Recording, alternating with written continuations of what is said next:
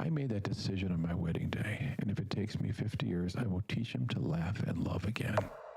This was a soldier who had had a bad head wound. Because that was hemiplegic, so his hand didn't work anymore on his right side. He just couldn't really walk very well. Speech was a problem. Reasoning was a problem. But when I sat down with his wife to go over some of the issues of what he'd be facing, I wanted to see where she stood with these and understood the life ahead of her. We talked about how his language had come back, but it was still a big problem. I said, we don't know how soon or how much it'll be healed, but there'll still be some problems with his ability to speak, his ability to understand language. He would not be using his right hand anymore. He'd have to adapt to his left. His vision had some problems. He wouldn't be running. He really struggled walking for a long time. She had tears in her eyes, coming to terms with what he was facing, and she said this. She said, I'm jealous of the other wives whose husbands don't come home. And I winced at that. What does this mean? She says, well, I sent this handsome young soldier to war, and I don't know who this man is that came back with his name. And I said, what are you going to do? And she straightened up, and with real courage and a gleam in her eye, she says, I made that decision on my wedding day, and if it takes me 50 years, I will teach him to laugh and love again. And I thought,